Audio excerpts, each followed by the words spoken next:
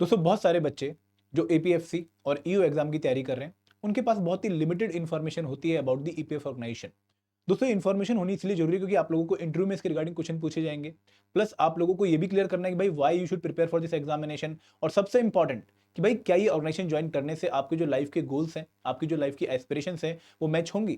अभी तो आप सिर्फ सैलरी पर्क्स अलाउंसेस देके इस जॉब की तरफ अट्रैक्ट हो गए, बट क्या आप इस पर्टिकुलर ऑर्गेनाइजेशन में अपनी लाइफ के 30 साल लगा सकते हैं? तो इस वीडियो में मैं आप लोगों को all about the EPF organisation बताने वाला हूं। लेकिन ये वीडियो सिर्फ उन्हीं बच्चों के लिए जो कि सीरियसली इस एग्जाम की प्रिपरेशन कर रहे हैं without waiting for the notification. अगर आप नोटिफिकेशन के बाद तैयारी स्टार्ट करने वाले हैं तो वीडियो शायद अभी आपके लिए ठीक नहीं है। दोस्तों मैं आगे बढ़ने से पहले ये भी रिक्वेस्ट करूंगा कि अगर आप लोग एपीएफसी और ईयू एग्जाम की काफी कंप्रेहेंसिव प्रिपरेशन करना चाहते हैं और एग्जाम की काफी अच्छी अंडरस्टैंडिंग लेना चाहते हैं, तो हमने एक ट्रायल कोर्स आपके लिए लॉन्च कर रखा है, जहां पर ना सिर्फ आप लोगों को गाइडेंस मोटिवेशन, बल्कि उसके साथ साथ आपको हमारे मेन कोर्स के डेमो लेसन्स भी मिल जाएंगे, जिसके थ्रू आप ये आइडिया लगा सकते हैं कि भाई आपको हमारे मेन कोर्स में एनरोल करना है या नहीं करना है। तो अगर आपने उस ट्रायल कोर्स में एनरोल करना है तो लिंक इस वीडियो के डिस्क्रिप्शन में दिया गया है। आप ₹1 पे करके उस ट्रायल कोर्स में एनरोल कर सकते हैं। तो सब शुरुआत करते हैं इस वीडियो की, जहां पर हम बात करने वाले हैं all about the EPF organisation. देखिए EPFO employees provident fund organisation आपने बहुत सारे लोगों ने पहले सुना होगा। जिन लोगों ने जॉब कर रखी है, जिनका पीएफ कटता था, उनको तो पक्का ही इस ऑर्गेनाइजेशन का नाम पता होगा। तो बेसिकली ऑर्गेनाइजेशन है क्या? देखिए हमारे देश में एक मिनिस्ट्री है, ministry of labour and employment. और उस पर्टिकुलर मिनिस्ट्री के अंदर दो सोशल सिक्योरिटी ऑर्गेनाइजेशन आती हैं, जिनका काम है लोगों को सोशल सिक्योरिटी प्रोवाइड करना। और ये सोशल सिक्योरिटी मल्टीपल फॉर्म्स में प्रोवाइड होती है। या आप उनको इंश्योरेंस क्लेम प्रोवाइड कर दें, या पेंशन प्रोवाइड कर दें, या प्रोविडेंट फंड प्रोवाइड कर दें। तो वो दो ऑर्गेनाइजेशन कौन सी हैं जो ministry of labour and employment के अंदर सोशल सिक्योरिटी ऑर्गेनाइजेशन का पार्ट है? वो है employee state insurance corporation, ESIC. ये भी उन लोगों ने पक्का सुना होगा जो कि जॉब कर रहे हैं। ठीक है। और दूसरी है एम्प्लॉइज प्रोविडेंट फंड ऑर्गेनाइजेशन। दोस्तों जो ईपीएफओ है, एक बहुत ही बड़ी ऑर्गेनाइजेशन है। इसको वर्ल्ड की one of the premier social security and one of the largest social security organisation माना जाता है। लगभग 30 करोड़ का क्लाइंटल बेस है इसका, जिनके अकाउंट से मैनेज करता है। और दोस्तों ऑर्गेनाइजेशन जो है पहले एक ऑर्डिनेंस के थ्रू बनी 1951 में, और फाइनली 1952 में employees provident fund and miscellaneous provision act के थ्रू एक स्टेट्यूटरी ऑर्गेनाइजेशन बन जाती है। दोस्तों एक ऑटोनॉमस बॉडी है। ठीक है। और अगर आप इसमें जॉब करते हैं तो आप एक गवर्नमेंट एम्प्लॉय नहीं रहेंगे, लेकिन आप एक स्टेटरी ऑर्गेनाइजेशन का पार्ट रहेंगे। और दोस्तों ये जो ऑर्गेनाइजेशन है, ये अंडर द एडमिनिस्ट्रेटिव कंट्रोल है of the ministry of labour and employment. तो ऊपर से जो पूरी निगरानी रखती है वो मिनिस्ट्री रखती है, बट एज सच ये कोई गवर्नमेंट बॉडी नहीं है। और दोस्तों इसके साथ साथ अगर हम इस पर्टिकुलर ऑर्गेनाइजेशन के काम की बात करें, तो ये लोगों को रिटायरमेंट बेनिफिट जो है देती है in the form of provident fund. उसके अलावा ये पेंशन स्कीम और प्रोविडेंट फंड स्कीम्स को मैनेज करती है, और डिसेबिलिटी और इंश्योरेंस स्कीम को भी मैनेज करती है, जिसको हम आगे डिटेल में और डिस्कस करने वाले हैं। एंड दोस्तों एक बहुत ही प्रीमियर ऑर्गेनाइजेशन है, जिसका अगर आप पार्ट बनते हैं तो आपको काफी अच्छी जॉब प्रोफाइल प्लस आप लोगों को एक अच्छा वर्क लाइफ बैलेंस देखने को मिलेगा, क्योंकि इस पर्टिकुलर ऑर्गेनाइजेशन के ऊपर जो पॉलिटिकल प्रेशर है वो बहुत ही लिमिटेड रहता है, पॉलिटिकल इंटरफेरेंस बहुत ही लिमिटेड रहता है। दोस्तों अगर हम इस पर्टिकुलर ऑर्गेनाइजेशन के विजन की बात करें, तो इनका विजन बहुत ही क्लियर है और बहुत ही क्वालिटी ये विजन है कि भाई एक इनोवेशन ड्रिवन, देखो ये बहुत ही इंपॉर्टेंट पॉइंट है कि ये जो है टेक्नोलॉजी के साथ हाथ से हाथ मिलाकर आगे बढ़ने वाले हैं, और टेक्नोलॉजी को यूज करने वाले हैं, इनोवेशन को यूज करने वाले हैं। किस लिए? ताकि सोशल सिक्योरिटी लोगों को प्रोवाइड कर पाए। Innovation driven social security organisation aiming to extend universal coverage, मतलब हर उस आदमी को जिसको जरूरत है सोशल सिक्योरिटी को, उसको कवरेज प्रोवाइड करें। एंड इंश्योरिंग निर्बध मतलब uninterrupted service delivery to its stake holder through state of the art technology. तो यहाँ पर कहीं ना कहीं जो हमारी गवर्नमेंट का भी मोटो रहता है कि भाई टेक्नोलॉजी को इनकॉर्पोरेट करो सर्विस प्रोवाइड करने में, तो यहाँ पर भी ईपीएफओ का भी ये मोटिव है, ये विजन है कि भाई हम एक अनइंटरप्टेड सर्विस प्रोवाइड करेंगे with the use of state of art technology. किस लिए? ताकि यूनिवर्सल कवरेज हो सके हमारी सोशल सिक्योरिटी की जो डिफरेंट प्रोविजन है टू दी पीपल जो उनको जो है जरूरत है जिनको। एंड अगर मैं मिशन की बात करूँ तो to meet the evolving need of comprehensive social security in a transparent contactless faceless and paperless manner, मतलब आप लोगों को ऑफिस के चक्कर ना काटने पड़े, आप लोग जो है घर बैठे अपने पीएफ अकाउंट्स को मैनेज कर पाए, अपने इंश्योरेंस क्लेम्स को जो है सेटल करवा पाए, ऐसी सर्विस प्रोवाइड करने का इनका मिशन है। फिर अगेन एक जो है अनइंटरप्टेड सर्विस और मल्टी लोकेशनल जो है सर्विस आपको प्रोवाइड करेंगे। भाई आप अगर एक एरिया में हो तो आपको उसके आसपास जाने का मौका मिले, और अगर ऑफिस नहीं भी है तो भी आप अपने जो है क्लेम्स वगैरह, अपने जो अकाउंट्स वगैरह उनको सेटल कर पाएं। और एक to ensure ease of living for members pensioners and ease of doing business for the employers, ये भी इनका एक मिशन है। तो दोस्तों अगर आप इस ऑर्गेनाइजेशन का पार्ट बनते हैं तो आपको एक अच्छा वर्क कल्चर देखने को मिलता है, क्योंकि यहाँ पर अल्टीमेटली पॉइंट क्या है? पब्लिक सर्विस डिलीवरी का with the use of technology. तो जो लोग अभी मॉडर्न इरा में हैं और काफी टेक्नोलॉजी से मतलब यूज टू हैं, तो उनके लिए ऑर्गेनाइजेशन बहुत ही अच्छा एक प्लेटफॉर्म बनती है टेक्नोलॉजी को यूज करके लोगों की भलाई करने का। दोस्तों अगर इस ऑर्गेनाइजेशन के स्ट्रक्चर की बात करें, तो इस ऑर्गेनाइजेशन का स्ट्रक्चर कुछ इस तरीके से कि यहाँ पर सबसे पहले जो इनका पूरा काम संभालती वाली बॉडी, एडमिनिस्ट्रेटिव जो बॉडी है, वो है सेंट्रल बोर्ड ऑफ ट्रस्टी। ठीक है, जिसके चेयरमैन होते हैं ministry of labour and employment, जो मिनिस्टर हैं। उसके बाद एक एग्जीक्यूटिव कमेटी होती है सीबीटी की, ठीक है। Then central provident fund commissioner, इसका एक एक्स ऑफिशियल मेंबर होता है, ठीक है। उसके बाद यहाँ पर कुछ हेड ऑफिसेस होते हैं। देन आपको जोन्स में बहुत सारे ऑफिसेस देखने को मिलेंगे, और फिर एक जो है Pandit Deendayal Upadhyay national academy for social security है।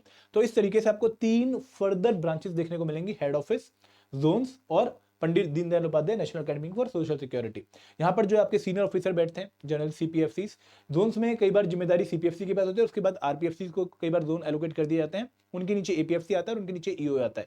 तो अगर आप हायरार्की देखेंगे तो जोन्स में सबसे पहले एडिशनल सीपीएफसी है, उसके बाद आरपीएफसी 1 है, आरपीएफसी 2 आते हैं रीजनल ऑफिस में, और यहाँ पर भी जोन्स में भी आरपीएफसी 1 आरपीएफसी 2 संभालते हैं। उसके बाद एपीएफसी आता है जिसके लिए आप प्रिपेयर कर रहे हैं, उसके नीचे ईओ आता है। तो लेवल 10 एपीएफसी है और लेवल 8 ईओ है। तो ये इनका ऑर्गेनाइजेशन स्ट्रक्चर है, जिसमें दोस्तों सेंट्रल बोर्ड ऑफ ट्रस्टी जो है वो एडमिनिस्ट्रेटिव बॉडी है, और इसमें गवर्नमेंट की रिप्रेजेंटेशन होती है, जहाँ पे स्टेट गवर्नमेंट की रिप्रेजेंटेशन भी होगी और सेंट्रल गवर्नमेंट की रिप्रेजेंटेशन भी होगी। फिर दोस्तों यहाँ पर इंप्लॉयर्स की रिप्रेजेंटेशन भी होती है, उनके भी कुछ मेंबर्स का पार्ट जो है पार्ट बनते हैं, और इंप्लॉयज की भी रिप्रेजेंटेशन होती है। बहुत सारी ट्रेड यूनियन ऐसे हैं जिनके कुछ जो लीडर्स हैं वो इन पर्टिकुलर इंप्लॉयर्स की तरफ से जो है रिप्रेजेंट करते हैं और इस पर्टिकुलर सीबीटी का पार्ट बनते हैं। तो यहाँ पर एक तरह से आपको सभी जो स्टेक होल्डर हैं उनकी पार्टिसिपेशन देखने को मिलेगी in the central board of trustees. अगर हम आगे बढ़े और डिपार्टमेंट्स की बात करें तो दोस्तों ईपीएफओ एक बहुत बड़ी ऑर्गेनाइजेशन है, बहुत बड़ी, क्योंकि लगभग 30 करोड़ का अकाउंट अगर बेस है तो यहाँ पर आपको बहुत सारे डिपार्टमेंट्स भी देखने को मिलेंगे जो कि डिफरेंट फंक्शंस परफॉर्म कर रहे हैं। जैसे यहाँ पर है ह्यूमन रिसोर्स का जो है डिपार्टमेंट, जिसका काम है बेसिकली रिक्रूटमेंट करना, और अगेन यहाँ पर जो है सीपीएफसी या फिर आरपीएफसी उनको हेड करते हैं। देन फाइनेंस एंड अकाउंट, जिनका काम है क्लेम सेटल करना, फाइनेंशियल स्टेटमेंट्स वगैरह बनाना। देन कंप्लाइंस डिपार्टमेंट, जो कि पीएफ एक्ट की कंप्लाइंस, इंश्योरेंस स्कीम की कंप्लाइंस इंश्योर करता है। Then there is information service and MIS department, vigilance department, investment monitoring department, कि जो ईपीएफओ के पास पैसा है उसको किस तरीके से हम इन्वेस्ट कर रहे हैं और कितना रिटर्न वगैरह वहां पर आ रहा है, कहां पर हम इन्वेस्ट कर रहे हैं, वो मॉनिटर करना। Then there is international corporation department, फिर आपका ट्रेनिंग वाला डिपार्टमेंट हो गया। फिर एग्जाम्शन, कौन कौन सी इंडस्ट्रीज एग्जाम्प्टेड है फ्रॉम ईपीएफओ एक्ट, वो चेक करने वाला डिपार्टमेंट, और फिर कस्टमर रिलेशन वाला डिपार्टमेंट। तो ऐसे आपको बहुत सारे डिपार्टमेंट देखने को मिलेंगे। और जब आप इस पर्टिकुलर ऑर्गेनाइजेशन को ज्वाइन करते हैं तो जनरली आप लोगों को या तो फाइनेंस एंड अकाउंट डिपार्टमेंट में भेजा जाता है, या फिर आप लोगों को जो है कंप्लाइंस वाले डिपार्टमेंट में भेजा जाता है। तो ये 2 पोस्ट एपीएफसी और ईओ के लिए जनरली डिपार्टमेंट्स जो हैं वो हैंडल यहाँ पे उनको करने पड़ते हैं। तो ये आपका जो क्या रहा डिपार्टमेंट वाला सिनेरियो। आगे बढ़ते हैं दोस्तों, अब बात करते हैं रिस्पॉन्सिबिलिटीज की। देखिए हमने पढ़ा कि भाई ईपीएफओ सोशल सिक्योरिटी प्रोवाइड करता है टू इट्स मेंबर या टू इट्स जो इनके स्टेक होल्डर है उनको। तो यहाँ पर जो सोशल सिक्योरिटी प्रोवाइड करें वो किस तरीके से प्रोवाइड करें, they are providing social security basically through 3 schemes. कौन कौन सी स्कीम? एक है एम्प्लॉइज प्रोविडेंट फंड स्कीम 1952 की, एक एम्प्लॉई पेंशन स्कीम 1995 की, और employees deposit link insurance scheme. तो जो प्रोविडेंट फंड स्कीम है, आप लोगों ने सुना होगा कि भाई आप लोगों की सैलरी से कुछ पैसा कटता है, पीएफ कटता है, कुछ एम्प्लॉय कंट्रीब्यूट करता है, कुछ एम्प्लॉयर कंट्रीब्यूट करता है। तो लगभग 18% के आसपास, कई जगह 12% के आसपास, ऐसे आपकी मल्टीपल जो है आपको कंट्रीब्यूशन देखने को मिलते हैं। और वहाँ पे लिमिट सेट करके भाई इतनी अगर सैलरी है बेसिक तो इसके ऊपर आपका पीएफ कटेगा।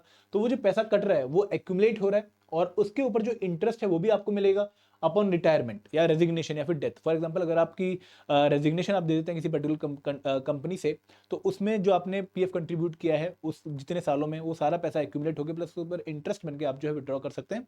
ये विड्रॉ आप पार्शियल विड्रॉल भी कर सकते हैं, ये आपको अलाउड है। मतलब अगर आपकी कोई जरूरत आन पड़े, फॉर एग्जाम्पल आपको आप घर बनाना है या फिर कोई हायर एजुकेशन के लिए बच्चे को भेजना है, तो उस केस में आप अपने पीएफ अकाउंट से पार्शियल विड्रॉल कर सकते हैं। अब दोस्तों ये चेक करना कि भाई कंपनीज पीएफ अकाउंट अपने लोगों का खोल रही है नहीं खोल रही है, ठीक है। अगर एग्जेम्प्टेड है तो खोलेंगे नहीं, लेकिन अगर एग्जेम्प्टेड नहीं है तो कंप्लाई कर रही है स्कीम को, कंप्लाई कर रही है एक्ट को, तो ये इंश्योर करना ईपीएफसी और ईओ का काम होता है। और ईपीएफ ऑर्गेनाइजेशन का बेसिकली अल्टीमेटली काम यही है कि भाई ये स्कीम्स अच्छे से जो है आपकी लोगों तक पहुंचे और लोग इसका पार्ट बने। देन दोस्तों अगर मैं एम्प्लॉय पेंशन स्कीम की बात करूं तो यहाँ पर मंथली बेनिफिट मिलते हैं for superannuation, retirement, disability, survivor, window. मतलब आप लोगों को मंथली पेंशन मिलती है, और ये अमाउंट जो पेंशन का होता है किसके ऊपर बेस होता है कि भाई आपकी एवरेज सैलरी क्या थी लास्ट 12 मंथ में, या फिर आपको कितनी ईयर्स ऑफ एम्प्लॉयमेंट हो चुके हैं। और तीसरी है डिपॉजिट लिंक इंश्योरेंस स्कीम, और यहाँ पर अगर मान लो किसी पर्टिकुलर पर्सन की डेथ हो जाती है किसी कारण की वजह से, तो उस केस में आपको एक जो है एक पैसा मिलता है, एक अमाउंट मिलता है, जो अगेन आपको एक तरह की सोशल सिक्योरिटी प्रोवाइड करता है जब आपके पास कोई भी और चारा नहीं होता है। तो सोशल सिक्योरिटी बेसिकली क्या है कि उन लोगों को उस टाइम पर बेनिफिट प्रोवाइड करना जहां पर वो अपना जीवन यापन ढंग से नहीं कर पा रहे हैं। तो ईपीएफओ का बेसिकली रोल क्या है कि भाई लोगों की हेल्प करो ये इंश्योर करने में कि वो अपनी लाइफ को अच्छे से सेटल कर पाए, अच्छे से निभा पाए, और अगर वो जॉब कर रहे हैं, अगर वो मेहनत कर रहे हैं, तो उनके पास बात के लिए भी कोई ना कोई जो है एक प्लान होना चाहिए, जो कौन प्रोवाइड कर रहा है? ईपीएफओ। तो दोस्तों हम ये इंश्योर करते हैं, ईपीएफओ ये इंश्योर करता है कि भाई बहुत सारे लोग इसका पार्ट बने और यहाँ पर आके लोगों का भला हो सके। तो ये एक पर्टिकुलर ऑर्गेनाइजेशन है जिसमें अगर आप काम करते हैं तो आपको काफ़ी अच्छा एक वर्क कल्चर देखने को मिलेगा, एक अच्छी रिस्पॉन्सिबिलिटी देखने को मिलेगी, पब्लिक सर्विस देखने को मिलेगी। तो इस ऑर्गेनाइजेशन में आप लोग 30 साल जॉब कर सकते हैं, ऐसी ऑर्गेनाइजेशन है। और यहाँ पर दोस्तों सबसे अच्छी बात क्या है कि भाई विदाउट पॉलिटिकल इंटरफेरेंस आप लोग जो है एक ब्यूरोक्रेटिक स्ट्रक्चर का पार्ट बन के काम जो है परफॉर्म कर सकते हैं। दोस्तों अगर आप इस एग्जाम की तैयारी कर रहे हैं, एपीएफओ का पार्ट बनना चाहते हैं, एपीएफसी और ईयू एग्जाम के थ्रू इनमें जो है ज्वाइन करना चाहते हैं, तो हमने 3 डिफरेंट कोर्स आपके लिए लॉन्च कर रहे हैं। सबसे पहले है मास्टर कोर्स, जो कि कंप्रेहेंसिव कोर्स है, जो कि सारे कंपोनेंट्स एपीएफसी और ईयू एग्जाम के जो है कवर कर रहा है। दोस्तों यहाँ पर आपको जो है वीडियोस, नोट्स और chapter wise quiz along with full length mocks हर एक कंपोनेंट के देखने को मिलेंगे, जिनको आप अच्छे से कवर कर सकते हैं। इनको कवर करने के लिए आप लोगों को इस कोर्स में एनरोल करना पड़ेगा, इसका लिंक इस वीडियो के डिस्क्रिप्शन में दिया गया है। दूसरा कोर्स है टेस्ट सीरीज प्लस, जो कि उन बच्चों के लिए है जिन्होंने एक बार जो है यूपीएससी में जीएस और क्यूआरई प्रिपेयर कर लिया है, उनके सिर्फ प्रैक्टिस एमसीक्यूज चाहिए। लेकिन जो स्पेशल कंपोनेंट सीपीएफओ में आते हैं, अकाउंट, सोशल सिक्योरिटी, लेबर, तो वो हमने यहाँ पर अच्छे से कवर किया हुआ है। ठीक है, तो ये कोर्स यूपीएससी वाले बच्चों के लिए। और तीसरा कोर्स है टेस्ट सीरीज, ये किनके लिए है? जिन्होंने एक बार पूरी तैयारी कर ली और अब सिर्फ प्रैक्टिस करना चाहते हैं। तो दोस्तों इन तीनों कोर्सेज का लिंक आपको इस वीडियो के डिस्क्रिप्शन में मिल जाएगा। तो ये छोटी सी वीडियो थी अबाउट ईपीएफओ, आई होप आपको थोड़ा सा आइडिया लगा होगा। और आप इसके बारे में और सर्च अगर करना चाहते हैं तो आप ईपीएफओ की वेबसाइट विजिट कर सकते हैं, जहाँ पर बहुत सारी चीजें वहाँ पर उन्होंने दे रखी हैं। वही चीजें मैंने आपको समराइज करके यहाँ पर बता दी हैं। तो अगर कोई डाउट है please answer me in the chat box, comment section में आपको रिप्लाई कर दूंगा। Thank you very much. जय हिंद, जय भारत।